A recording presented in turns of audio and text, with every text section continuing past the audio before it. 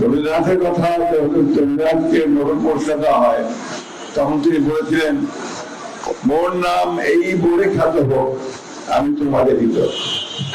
আসলে আমি আপনাদেরই মানুষ, আমাকে এত বিশেষণ দিয়ে যখন বলেন আমি তো বিপদে বোধ করি। যাই হোক, ঠাকুরগাঁও পাহাড়ের সদস্যবৃন্দ যারা আছেন তাদের সবাইকেই আমি চিনি, জানি প্রায় সবাইকেই। এখানে আসলেই আমার কতগুলো মুখ খুশি হচ্ছে আমার চোখের সামনে।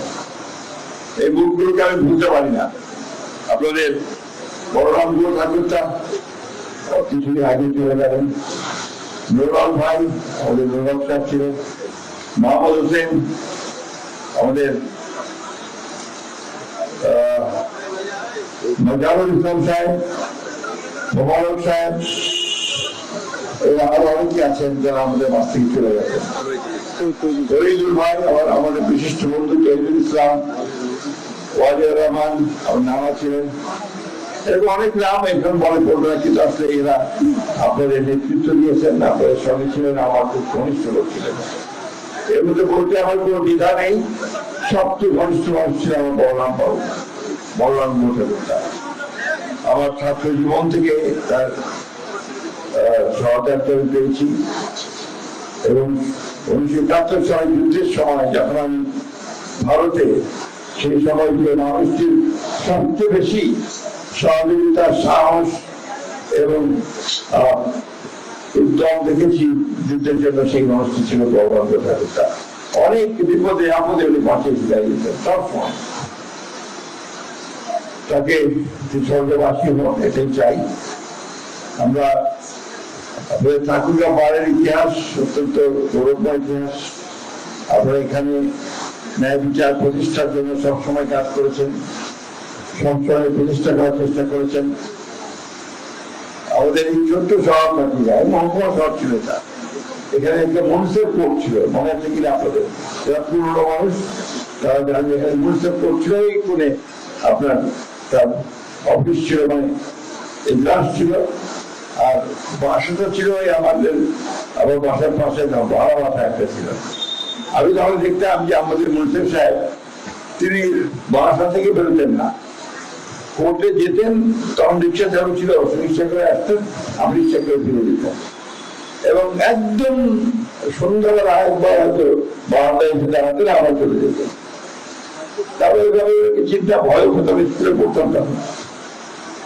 আমরা এখানে দেখেছি নুরুল চৌধুরী সাহেবকে, আমরা দেখেছি আব্দুল আলী সাহেবকে, আমরা বেশ কয়েকজন ছিলেন, দাপনের সঙ্গে তারা এখানে আপনার এই কোর্টে বিচরণ করতেন।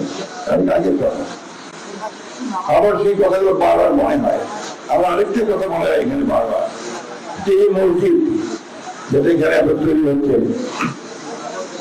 এই মসজিদের জায়গা বোধ হয় জজ সাহেবের জায়গা, তাই না? হ্যাঁ, তো এটা আমার মনে হয় আমি স্কুলে পড়ি, ওই সময় স্থানীয় নেতৃবৃন্দ একসাথে হয়ে তখনকার জুডিশিয়ারি যারা ছিলেন তারা, তখনকার মহকুমা প্রশাসক সবাই ঠিক করেন কেন্দ্রীয় মসজিদ দেওয়া দরকার। তখন তারা এই মসজিদটা এখানে ফাউন্ডেশন স্কুল দিলেন। আমি স্কুল থেকে সব দল বেঁধে এসেছি লাইন করে, আমরাও একটা একটা করে ইট এখানে আপনার দিয়েছি। আপনার যে তারপরে যেটা আপনার কংক্রিট, সেটা তৈরি করে দেওয়া হয়েছে। সুতরাং এই এলাকা, এই শহর, এই জনপদ, এর সঙ্গে আমার সম্পর্ক তো একেবারে রক্তের, নারীর সম্পর্ক। এখানে নতুন করে কিছু বলার নেই। আমি তো এটুকু বলতে চাই আপনাদেরকে, যে একটা বিষয় সবসময় আপনারা ধরে রাখার চেষ্টা করবেন, সেটা হচ্ছে rule of law and justice, ইনসাফ। এই দুটো জিনিস যদি আমরা ধরে রাখতে পারি, তাহলে আমরা সমাজকে অনেকখানি এগিয়ে দিতে পারবো। দুর্ভাগ্যক্রমে বিগত বেশ কিছু সময় ধরে আমরা এই জায়গাগুলো থেকে বঞ্চিত হয়েছি, এবং আশা করি আমরা আগামী দিনগুলোতে আমরা যেটাতে আমরা প্রতিশ্রুতিবদ্ধ, যে আমরা ন্যায় বিচার প্রতিষ্ঠিত করতে চাই, আমরা আইনের শাসন প্রতিষ্ঠা করতে চাই, এবং সমাজে ইনসাফ প্রতিষ্ঠা করতে চাই, এই বিষয়গুলো আমাদের মাথায় রাখতে হবে। আপনার আপনাদের বা লাইব্রেরির কথা বলেছেন, অন্যান্য উন্নয়নের কথা বলেছেন। আমরা চেষ্টা করছি ঠাকুরগাঁ যত দ্রুত সম্ভব গোটা ঠাকুরগাঁকেই একটা উন্নয়নের জায়গায় নিয়ে যাওয়া যায়। এখানে আমরা ইতিমধ্যে আমরা একটা ইউনিভার্সিটি অ্যাপ্রুভাল হয়ে গেছে, ভিত্তি নিয়োগ হয়ে গেছে, বাসা ভাড়া হয়েছে এবং ইউনিভার্সিটি তৈরি করার জন্য জমি আমরা নির্দিষ্ট করা হয়েছে, তার বরাদ্দের জন্য আমরা কাজ করছি। আমাদের মেডিকেল কলেজ হয়ে গেছে এবং এটাও আগামী আপনার একাডেমিক ইয়ার থেকে তার ছাত্রছাত্রী ভর্তি শুরু হবে। আপাতত পুরনো যে আপনার হাসপাতালটা আছে সেখানে আপনার কাজ শুরু হবে। এরপরে আপনার জায়গা ডাউন হয়ে গেছে, সেই জায়গায় আপনার বহুতল ভবন যে নির্মাণ হবে সেই জায়গায় আমরা কাজ করবো। আমরা ঠাকুরগাঁও শহরে একটা পুরো চারদিক দিয়ে আপনার একটা আপনার যেটাকে আমরা ডাইভার্সন রোড করি, সেই ডাইভার্সনটা রিং রোড তৈরি করার আমরা প্রস্তাব দিয়েছি এবং সরকার সেটা গ্রহণ করে। আমরা ঠাকুরগাঁও শহরে মাস্টার প্ল্যান করতে চাই একটা। এখানে আপনার আনপ্ল্যান গ্রোথ হয়ে গেছে ইতিমধ্যে, অনেক অপরিকল্পিত ভাবে। আমরা এটাকে পরিকল্পিত ভাবে এই শহরটাকে আর নির্মাণের জন্য আমরা কাজ করার চেষ্টা করছি। আপনারা শুনে খুশি হবেন যে ইতিমধ্যে ঠাকুরগাঁও পৌরসভার কালচারাল কমপ্লেক্স একটা, যেটা আমাদের পাবলিক লাইব্রেরি, আমাদের অডিটোরিয়াম যেখানে আছে, সেখানে একটা নতুন করে আমরা প্রায় 45 কোটি টাকা ব্যয় করে একটা কালচারাল কমপ্লেক্স তৈরি করার জন্য আমরা অ্যাপ্রুভাল হয়ে গেছে। এটা ইনশাআল্লাহ খুশি আপনার এখানে হবে। আমরা কামরুল ব্যারেজের এই পাশে যে আপনার জায়গাটা আছে, আমরা ডিসি মহোদয়ের সঙ্গে কথা বলেছি। তারপরে পৌরসভা যেটা, তার যে অফিস, এটা একদম ভেতরে ঢুকে পড়ছে, একটু দেখা যায় না বাইরে থেকে। আমরা চেষ্টা করছি এটা করতে পারবো কিনা জানি না। নদীর ব্রিজের পাশে যে জায়গাটা আছে, অর্থাৎ একটা পার্কের মতো ছিল এই জায়গায় যদি আমরা সেই একটা দৃষ্টিনন্দন একটা ভবন তৈরি করতে পারি পৌরসভার জন্য, তাহলে শহরটার সৌন্দর্য আরো পাওয়া যাবে আমরা বিশ্বাস করি।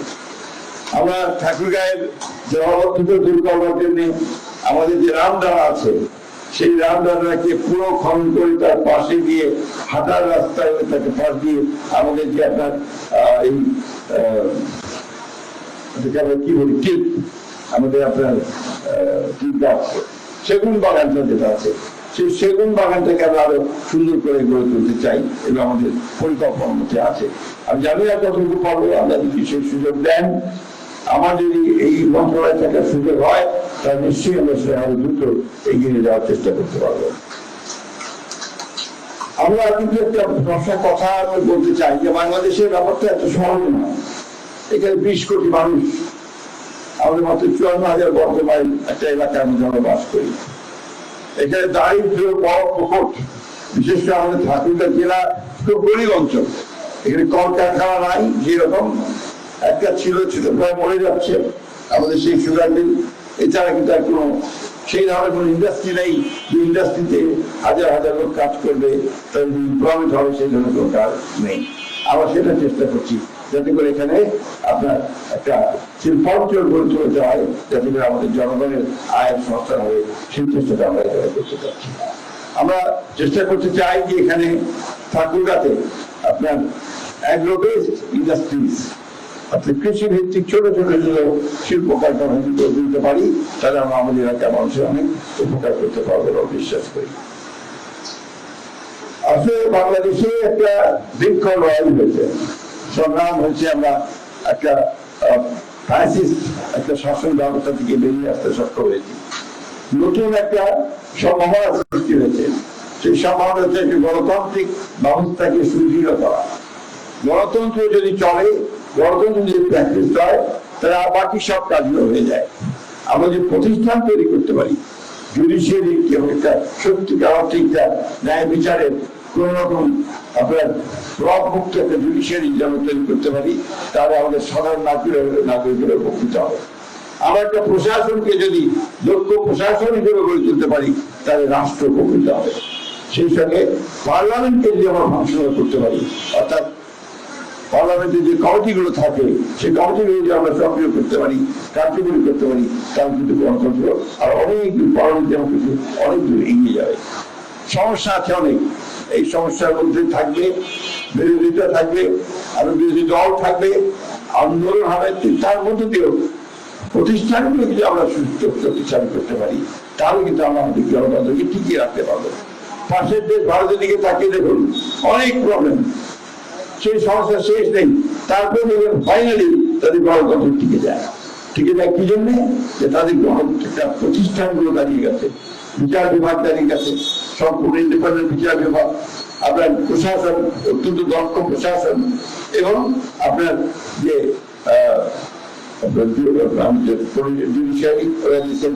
আপনার মিডিয়া, তাদের স্ট্রং মিডিয়া যেভাবে করে দাঁড়িয়ে গেছে।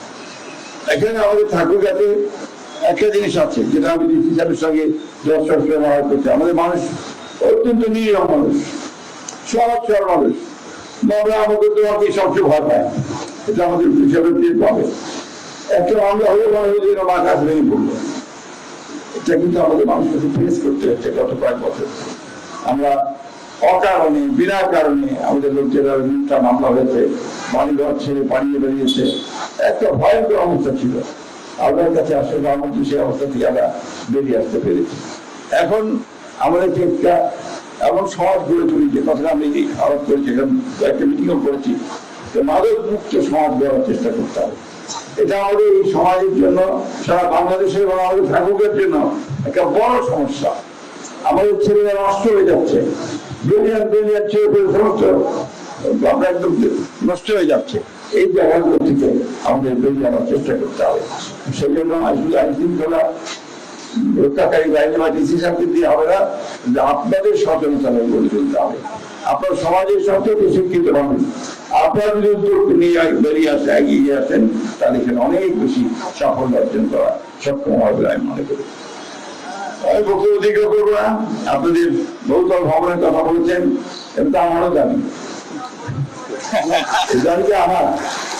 আমি এর জন্য যা কিছু করা দরকার সেটা আমি চেষ্টা করবো। আপনাদের তরফ, আপনাদের কাছে অনুরোধ থাকে যে আপনাদের চাপটা অব্যাহত রাখবেন, অর্থাৎ অনুষ্ঠানে যোগাযোগ রাখবেন। আমরা যেভাবে এগুলোতে চেষ্টা হবে, একটা অনুরোধ করবো আপনাদের এখানে জমি তো খুব বেশি নাই, আর এই জমির মধ্যে কি করে বহুতল ভবনে গিয়ে আপনারা করতে পারেন, তার একটা প্রজেক্ট তৈরি করেন, প্ল্যান তৈরি করেন, নিয়ে আসেন। হ্যাঁ, সেটা আপনাদের যে জমি আছে সেই জমির উপরে আপনারা প্ল্যান তৈরি করেন, একটা পরিকল্পনা করেন, সেই পরিকল্পনা নিয়ে আসেন। আমাদের জন্য কি করতে হবে আমরা চেষ্টা কি করবো, আপনার চেষ্টা করবো। আমি বক্তব্য দীর্ঘ করবো না, অনেক সময় হয়ে গেছে। আমি শুধু আপনাকে অনুরোধ করবো যে আমাদের ঠাকুরের মানুষ, আমরা ধরেন না রাজনীতির কথা দূরে রাখি, ঠাকুরের কথাটা আগে ভাবি, এবং ঠাকুরের মানুষের উন্নতি কিভাবে হবে, সাধারণ মানুষের উন্নতি কিভাবে হবে, সেই চেষ্টাটা আমরা করি। আমাদের এখানে দারিদ্র খুব বড় কোনো সমস্যা, কিন্তু খুব বড় কোনো সমস্যা। আপনার যে এয়ারপোর্ট করে আমাদের সাধারণ মানুষ, এয়ারপোর্ট হবে ইনশাআল্লাহ, অলরেডি কাজ শুরু হয়ে গেছে, তার ফিজিবিলিটি হয়েছে। তুমি এয়ারপোর্টে চলবে কে? প্লেন ঠিক কিনা? 10,000 টাকা বলে ভাড়া, 10,000 বলে কত করে আমার ভাড়া বলেন? তাও ভালো ভালো একটা এয়ারপোর্ট হলো, সবাই যাতায়াত করবে। তার থেকে বেশি দরকার আমাদের ট্রেন লাইন থেকে ঠিক করা, তাই না? যাতায়াতের জন্য এটাও আমরা চেষ্টা করতেছি, যাতে আমাদের লাইনটা ভালো চলে, কোচগুলো ভালো দেয়, আমরা সেভাবে যেন চলতে পারি। আমি বক্তব্য বাড়াবো না। আরেকটা কথাই বলতে চাই, কর্মসংস্থানের খুব অভাব, চাকরি বাকরি নাই। আমরা চেষ্টা করতেছি যে কিভাবে কর্মসংস্থান বৃদ্ধি করা যায়। তো একটা সমস্যা আমার আছে, সেটা আপনাদেরকে বলি। আমার কাছে লোকজন যায় খালি আপনার সুপারিশ, খালি সুপারিশ। কি বলে ওখানে বদলি, কে ওখানে বদলি, কনস্টেবল ট্রান্সফার, আপনার হাসপাতালের বদলি। এত সুপারিশ দিয়ে থাকলে আমি তার কাজ করতে পারি না। সরকার থেকে রাত্রি পর্যন্ত শুধু সুপারিশ। তো এইভাবে তো কাজ করা যায় না। বড় কাজ করতে হলে আপনাকে তো সময় দিতে হবে, তাই না? তো যতটা কম পারে আপনার চেষ্টা করি যে সুপারিশ তো কম হয়, আমি কাজ করতে পারি সেভাবে। আর আমি আপনাদের কাছে সবসময় ঋণী, ভীষণ ভাবে ঋণী সব লোকের কাছে।